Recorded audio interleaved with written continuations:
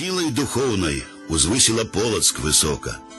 Тым, хто імкнуўся да кнігі, свяціла як зорка. Мове адзінай дзяржаве ще трэба злучацца. Свет нас прымаў як народ па адной палачанцы. У 1110 годзе у сям'і князя Георгія Ўсяславіча нарадзілася дзяўчынка.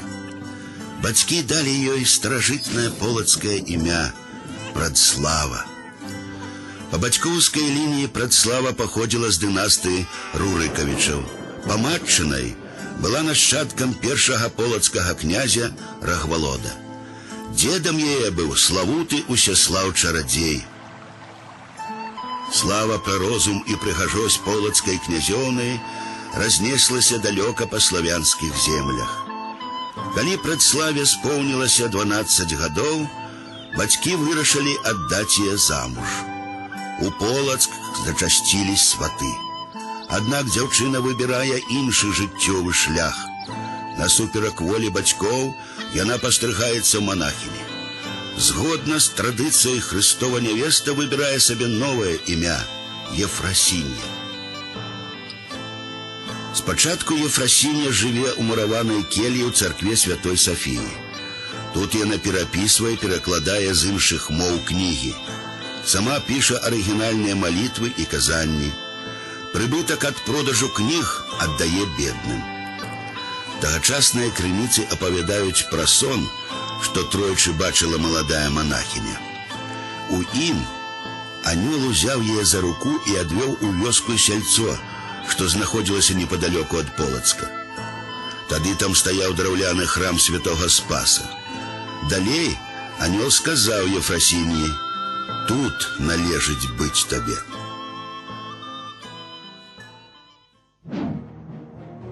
У сяльцы Ефрасіння заснавала жаночы манастыр. Па нейкім часе пры царкве Багародзіцы асветніца адчыніла яшчэ адзін, мужчынскі. Пры манастырах былі арганізаваныя школы для дзяцей, а таксама скрыпторыі, майстэрні для перапісвання кніг.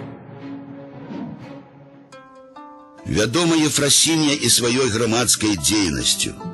Яна неаднойчы выступала супраць князскіх міжусобіц і папярэджвала, што братазабойчыя войны могуць прывесці бацькаўшчыну да гібелі.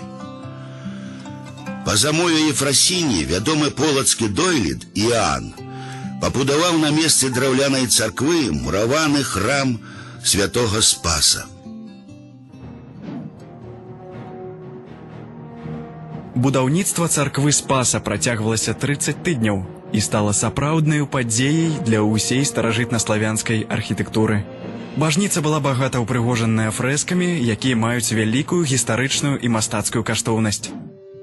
У 1161 годзе па замове Ефрасіні полацкі майстар Лазар Богча зрабіў настольны шасціканцовы крыж.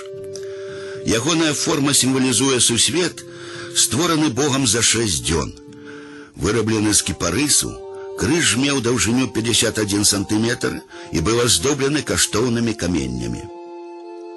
На ім прысутнічалі выявы Ісуса Хрыста, Іана Прадцечы, Маці Божай, 4 евангелістаў, а таксама самой асветніцы.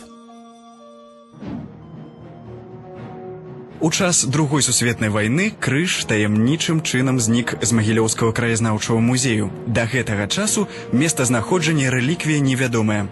У 1997 годзе берасцейскі ювелір Мікола Кузьміч аднавіў каштоўнасць. Цяпер копія крыжа Ефрасіні Полацкай захоўваецца ў Спаса-Ефрасіневскім манастыры ў Полацку. На пачатку 1167 года Ефрасіня Полацкая вырашыла здзейсніць паломніцтва ў святую зямлю. Гістарычныя крыніцы сведчаць, што яна была добра прынята ў Іерусаліме. Аднак знясіленая падарожжам, Ефрасіня захварэла. У канцы траўня на 24-й дзень хваробы Ефрасіня Полацкая прыняла прычасце і памёрла. Мошчы святой Ефрасіні спачываюць у полацкім храме святога Спаса. Дзень памяці нябеснай заступніцы Беларусі святкуецца штогод 5 чэрвеня. Яе імя стала символом духовного служения родиме, бездонной крыницей моральной силы и духовного адраджения народа.